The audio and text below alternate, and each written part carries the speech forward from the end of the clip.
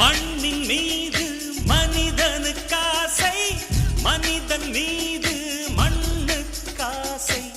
மண்ணின் மீது மனிதனுக்காசை, மனிதன் மீது மண்ணுக்காசை. மண்தான் கடைசியில் ஜெயிக்கிறது, இதை மனம்தான் உணர மறுக்கிறது.